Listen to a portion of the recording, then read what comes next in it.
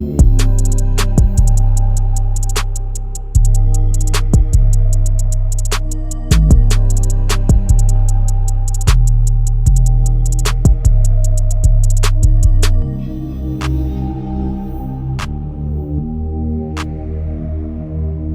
to the Miami Heat Zone podcast. We are pushing to 6,000 subscribers. Make sure that you guys hit that subscribe button. And today we have J.A.Cavalier.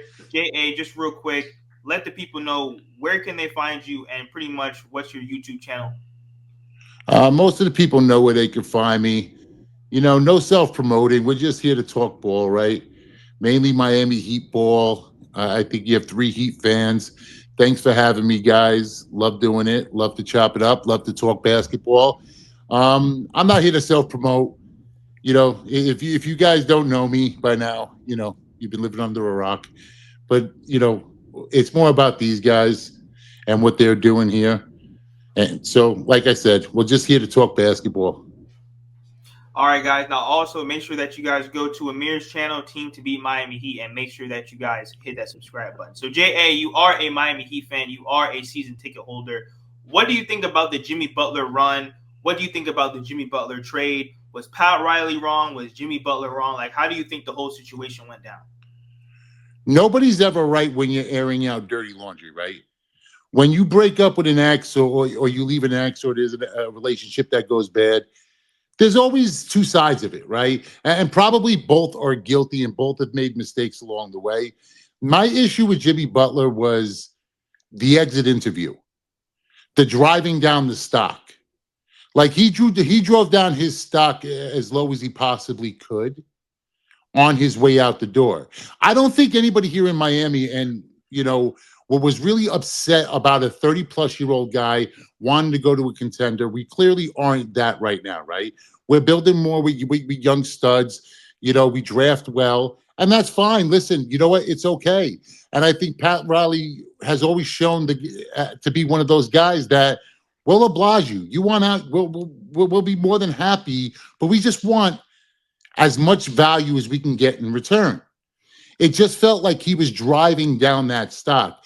And, if you guys ever saw my social media, on my Instagram, my TikTok, and some YouTube reels we did, I was talking quite a lot of trash about Jimmy on his way out the door. But it wasn't Jimmy. It wasn't the player Jimmy. He did a lot for us, right? He did a lot for the Miami Heat. He brought us to 2 finals. He was the driving force between those. He was pretty much had everything to do in the growth of Tyler Herro. Also, you know what? Bam as well. I don't think Bam is Bam without Jimmy Butler.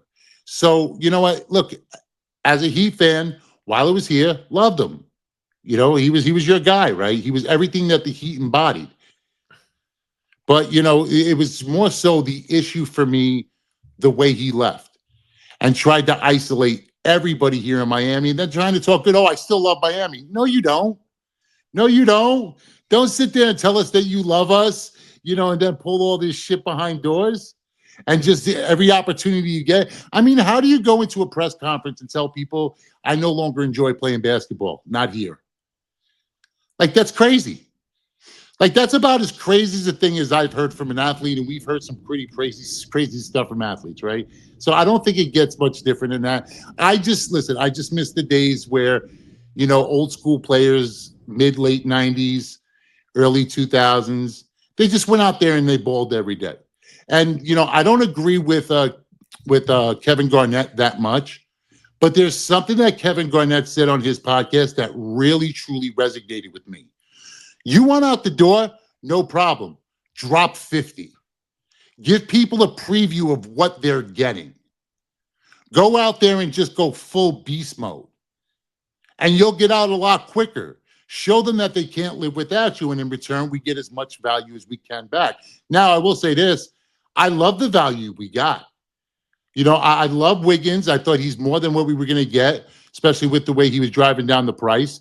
Kyle Anderson in spots, good on the defensive end of the court, not going to contribute or overly contribute on the offensive end, but a lockdown defender. And Davion Mitchell into the starting role, starting lineup. I love it. I love the rotation that they put in last night. It seemed like Sproles, after the road trip, came home, a little bit of rest, and really had something cooking last night. I'd like to see where it goes from there.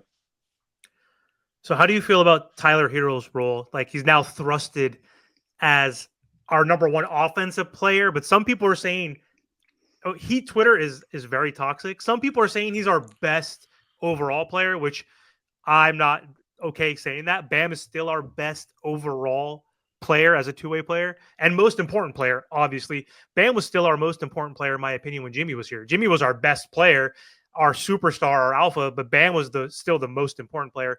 But what are your thoughts on Tyler, his ascension, if you will? And what are your thoughts about building around him as our number one for now and Bam Adebayo? I don't like it. I don't like it. And I don't think Bam's going to be the centerpiece for much longer. I think our center is going to be our centerpiece moving forward. Khalil Ware is going to be a beast. As soon as he grows into that body and learns to play more of an NBA style, Khalil Ware is going to be a beast. But that was probably my biggest issue with the trade or with what Jimmy was doing is we wanted, I wanted draft picks because the one thing we've been able to do is we've been able to draft well. So you know what? You give me mid or even late first round draft stock, nobody's going to find more value than Pat Riley in that spot. And he's shown it over the last couple of years when you look at Jaime and you look at Ware and even Jovic. People wanted Jovic in a bunch of other trades that they were talking about, and he's a piece that he held on to. I mean, it sucks now that he got hurt, you know what? But, I mean, he'll be back, and he's still growing in and getting used to the American-style basketball, and it is a huge change come from Europe. So to answer your question about Herro, I hate Herro running the offense. I think he's incredibly talented offensively, but I need him as my number two. I can't have him as my number one. So either we need a true point guard or we need more of a bucket. We need that one guy who's going to be able to get us a bucket at any given time. And see, that's where Jimmy fit into this role. Obviously not this year, but that's what Jimmy was for us. Whenever, that bad run came, because we saw it, was it last week or maybe 10 days ago against the Chicago Bulls? We were winning and leading that game through three quarters. We got into the fourth quarter and couldn't stop a run. We couldn't stop the run. And it's because we don't have that one consistent offensive player. Now, granted, Wiggins wasn't yet on the team. I don't believe.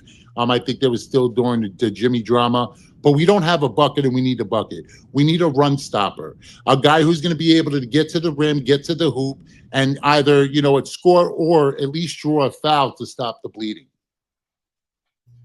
So then where do you see this Miami Heat team going forward? Only because, I mean, yes, do we have good young pieces and we are missing, that number one option. But, Tyler and Bam, they're great. But it's like what you said. Who do you think, the Miami Heat can really look forward to? Maybe a Devin Booker type or maybe even, guys like with Edwards. But then also, too, think about it. I mean, you are a season ticket holder, so you're going to have to sit down and watch some of these 17 games at home.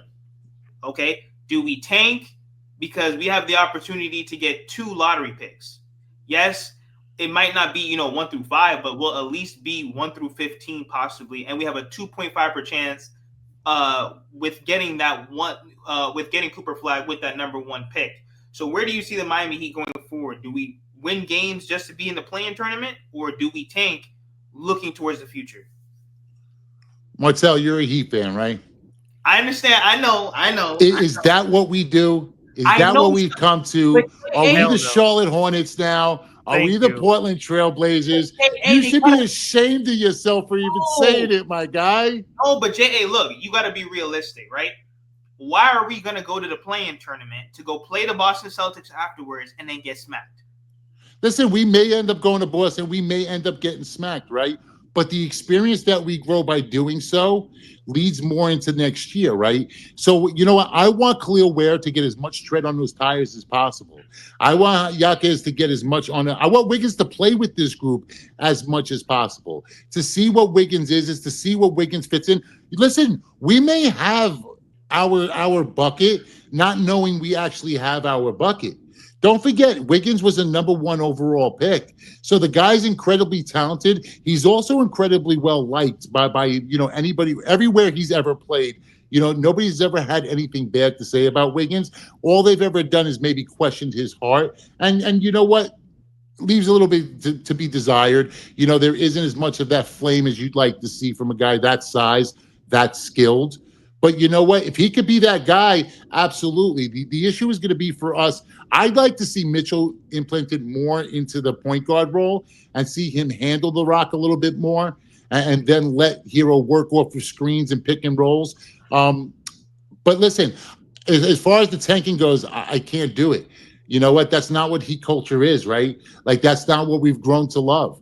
I'd rather the team that goes out there and scraps every minute of the game, dives into the chairs for loose balls, and lose the game and lose close games, but at least fight, right? I agree. It's what Pat Riley says. Playoffs tell. Let's see if Jaime is built for the most important games. The most important season is the postseason. It's not the regular season. The regular season's important. You have to obviously play hard. You obviously have to be a top 3 seed in the NBA in the last 50 years, or else you're not going to win a championship. I always preach this too, because that was another issue with Jimmy Butler, load managing, like in games, not only missing the 20 games, but there was certain this year, of course, but last season there were games where he shot under 10 field goals, wasn't really playmaking, usage was down, and that killed us because we were the 7th and 8th seed, and no 8th seed has ever won, no 7th seed has ever won, only one 6th seed has ever won. They had Hakeem Olajuwon, who's one of the greatest basketball players, one of the most underrated guys in that year. They were back-to-back championships, so that was like a fluke that they were even that like a 6th seed. They should have been a better seed, but the West was tough. But anyway, I agree with you in terms of not tanking. We can't tank enough where it's going to matter anyway. Like, we're not going to get to where the Nets are. We're not going to tank enough. Like, we have enough talent, unless we blatantly lie and say Tyler or Bam is out for the season. We have enough talent to be mediocre, which sucks. It's like a horrible position that we're in, but it's a better position than being the Sacramento Kings, who didn't make the playoffs for 16 seasons. I'm from California. One of my best friends, he was 23, and they didn't make it to the playoffs until he was almost 39 years old.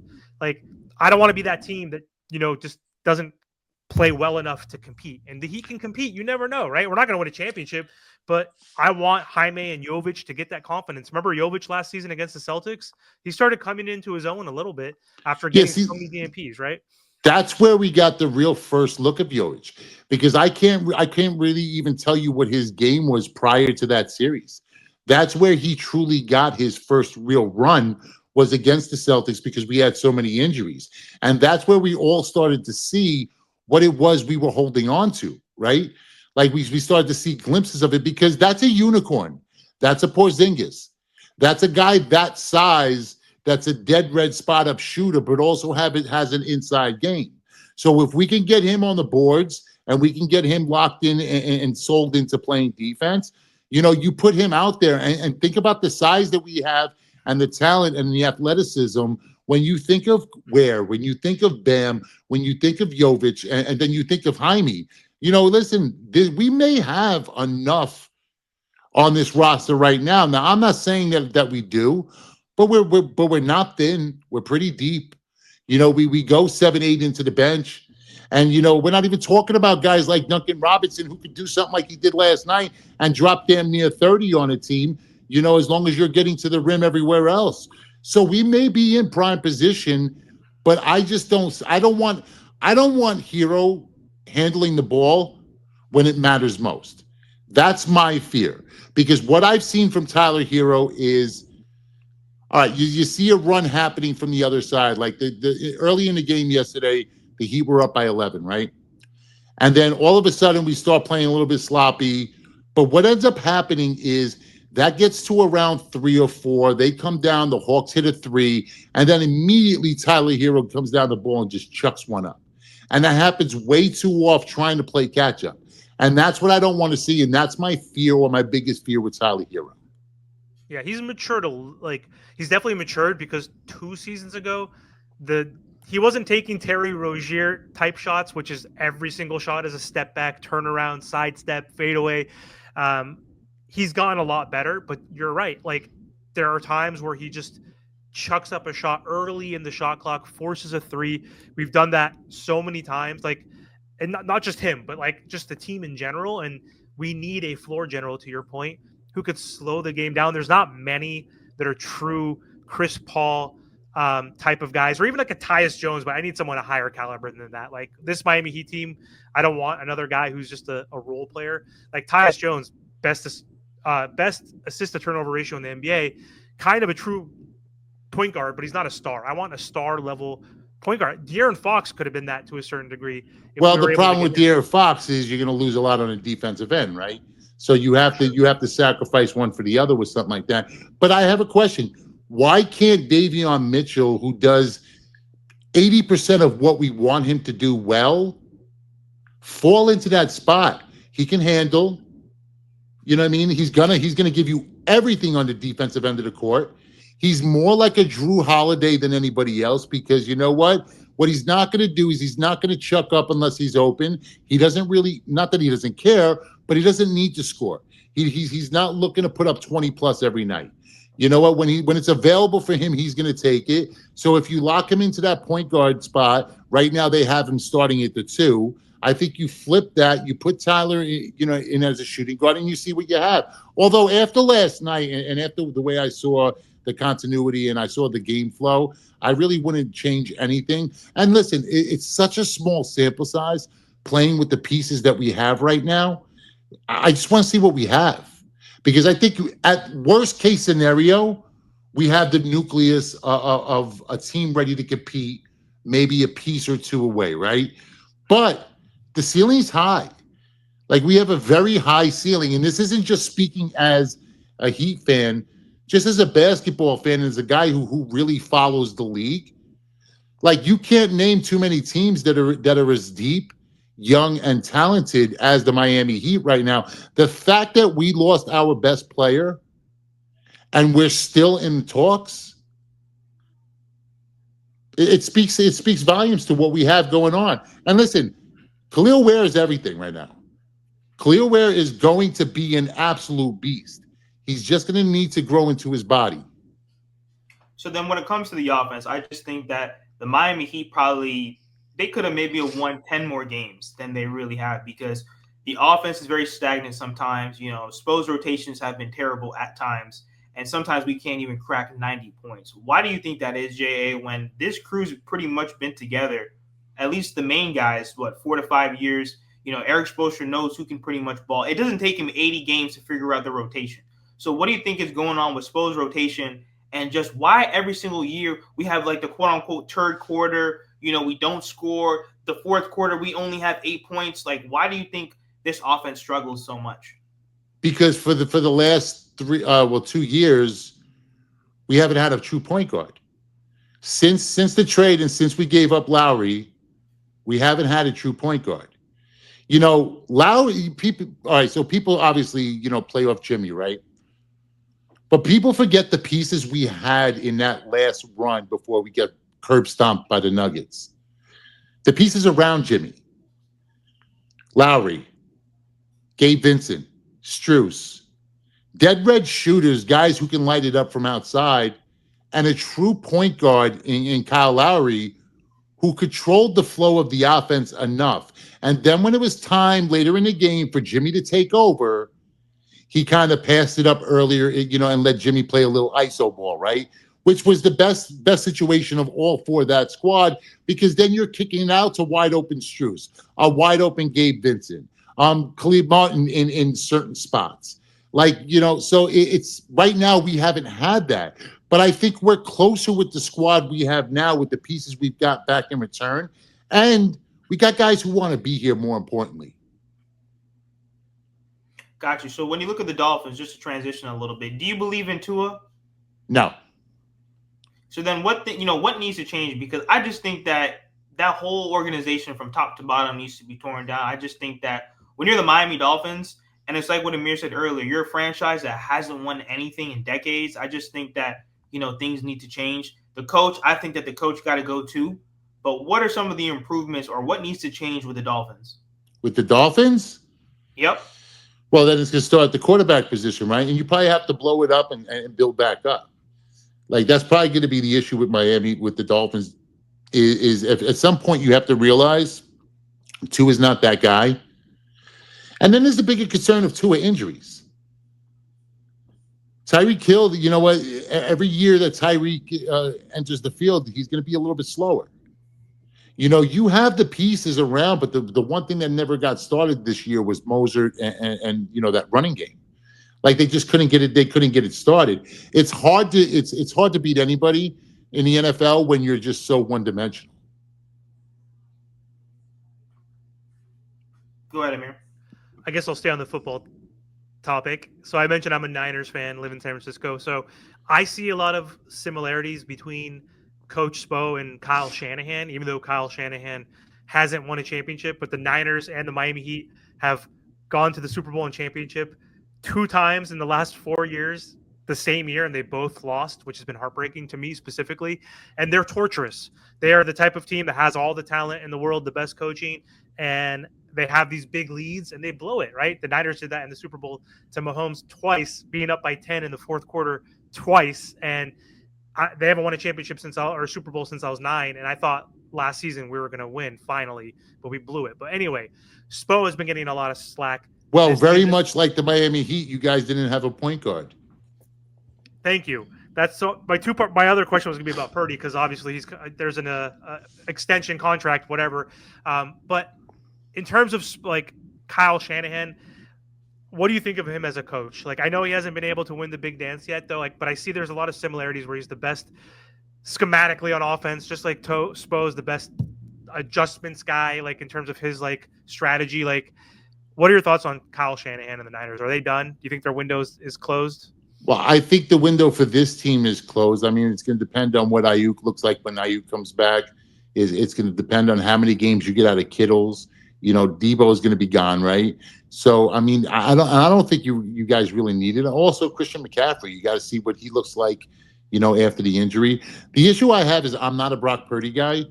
I think he's extremely overrated. He probably played with one of the best NFL rosters I've ever seen, both offensively and defensively, with also a great coaching staff that got him there in the first place. So now that he's going to be losing little pieces in that, could he do more with less? Because that's what it's going to take. He's going to need to be able to do more, and I don't think he's capable of doing more. Like you saw it in the Super Bowl. Listen, you had the Chiefs exactly where you wanted the Chiefs. Like that's a dream scenario if you have that dude, if you have that quarterback, if you have your Joe Burrow, if you have your Matt Stafford, if you have your fucking big game Jalen Hurts. You know what? But Purdy's not that guy. Matter of fact, Purdy's probably what cost you the Super Bowl, because if you look at it from everywhere else, defensively, offensively, you're better at every position. You were better at every position on the field except that one. Yeah. I mean, the Dre Greenlaw piece, that just the momentum shifted when he got hurt and tore his Achilles. That was also rough. But yeah. Anyway, I don't want to relive that or think that now, because obviously that window has closed, just like the Miami Heat's window has closed. The parallels between being a Heat fan and Niner fan has just been rough. No, but listen, sometimes, you know what, a window closing to be so good isn't a bad thing, right? Like, okay, so what I mean by so good, like on a scale of 1 to 10, 10 being a true NBA Finals contender, right? If you're so good as 7, 8, are you happy with that, right? Are you happy with that 7, 8? Are you happy with coming close every year, but never getting over the hump? Well, I'm not, right? Like we want better, right? Like we're a fan of a team who's had success. We're fans of a winning franchise, right? So if we're fans of a winning franchise, we want to get back on top of the mountain, or at least compete at it. Like, so you need to be over that 7 to do so, right? So if you're capped and you're handicapped at a certain number, and you just need to maybe pull back a little bit in order to step forward, then it's the best thing for you. It's the best thing for you moving forward. It's the best thing for your franchise. And I think, you know what, Jimmy out the door is probably the best look for us, because really, even if Jimmy was at his best this season, what were we doing with him? Really, what were we doing?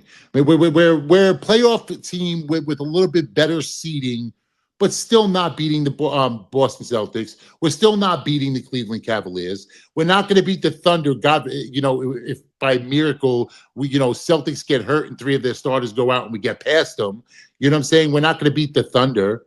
We're not going to beat this Golden State Warrior team now that Jimmy's there, right? Nuggets, like, so, I mean, or the Nuggets, even they're or on the fire Nuggets. right The Nuggets are still there. The Nuggets are still a squad. Like, so we're not there. So if we're not there, then why not burn down and rebuild? It's a soft rebuild too, technically, right? Exactly. We're not the Rockets where you lose James Harden, you lose Westbrook, you lose Chris Paul. You're terrible for 4 seasons. You get what Jalen Green was the number 2 pick, 3 pick, and then you get Sengun, and it took them 3, 4, 5 seasons to build from the ground up. Same with like the Thunder. They expedited that by getting Shea in that trade for Paul George. They got lucky. He was averaging 10 points a game as a rookie, right? Like then the next year, 18, and now he's a superstar MVP. Like they couldn't have predicted that. But those teams, even the Grizzlies, like when they lost Gasol and all those dudes, it took them some time to get Ja, to get Triple J, to get Bane. But like we already have Tyler and Bam who are all-stars, right? So like and Wiggins now is a one-time all-star, former champion. Like we need a KD. We need it, whoever is available in free agency or through trade, and we're there. Like we don't have to be a team that rebuilds for 4 or 5 seasons and go through those real growing pains. The game. I like our position. I like our position. I like where we are. I agree. I don't want to start from scratch. I think we got a lot more back from the trade than I thought we were going to get. So I'm happy with where we are right now. Martel, you're not happy with where the team is going or the young talent and what we have to build on? Yeah, I mean, I think that we have a solid young group, going forward. Now it's really just about finding, like what you said, that kind of guy that can give you a bucket. I think Tyler and Bam are great, but they're not number 1 options. You're going to need a guy that can consistently give you around 25 points a game. I think that Wiggins is great. If we can keep Wiggins, Tyler, and Bam, and then add on that, we are right back there because, of course, any team can be any team. We've seen that in the playoffs. We've been an 8 seed and went all the way to the finals. But it's like what Amir said. We really got to be in a better spot, at least somewhere between 1 through 4, 1 through 5, because, it sucks to go through the play-in and then go to the playoffs, especially how this Miami Heat team, they play hard every single night.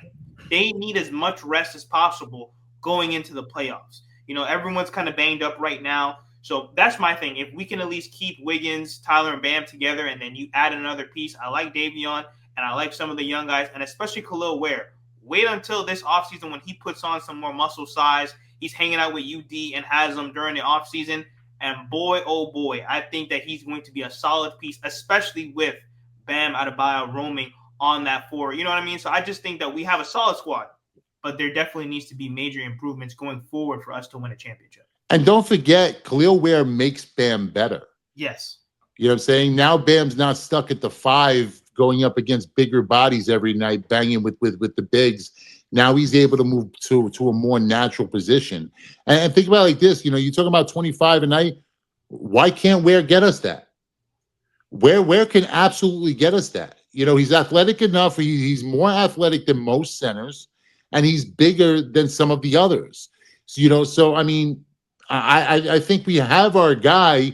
We probably now need to find another Duncan Robinson-esque shooter, somebody a little bit more consistent from outside. And I don't think it really takes that much to find that piece. I really don't. And then, you have to work somebody into a point guard. But I don't need a scorer at the point guard. I don't need somebody. Yeah, I just need somebody who's going to handle the rock and keep everything flowing and keep the offense running smoothly. That's all I need at the point guard. And if that's what, like the Spurs were pretty much building around Wembley. That's why they brought Chris Paul in pretty much to run the show, right? I mean, it sucks what happens, but I mean, if anybody's familiar with what happened to Wembley, it's us when we with Bosch, right? Yep. Like, so, I'm not mad at where we are right now. I think listen, and if you think back like a month and a half ago, maybe 2 months, did anybody know about Ware? Did anybody really, he wasn't even getting any minutes. Yeah. They plugged him in at the right time, and now the league's on notice. The kid can play. Yeah. He's only playing 19. He's not even playing 20 minutes a game. He's averaging 8.5 points, 6.5 rebounds. But since he's been a starter, He's averaging close to 12 points per game. How many plays are we drawing? How many plays are Spo drawing up for him besides stand in the dunker spot, let Tyler dribble penetrate, or Duncan Robinson or Bam Adebayo, and they throw you a lob as they're getting double teamed because they're going to have to double team those guys. He's in the dunker spot. Like, he has the touch. He's hitting threes. Pretty decent clip, actually, for a rookie. 34%. It was when he got the rookie of the month in January. He was shooting 44% from three on like 5 attempts. Right now, he's shooting only 2 attempts per game. 34% as a rookie who's only played 42 games this season out of 57, right? He had 17 DNPs. I agree with you.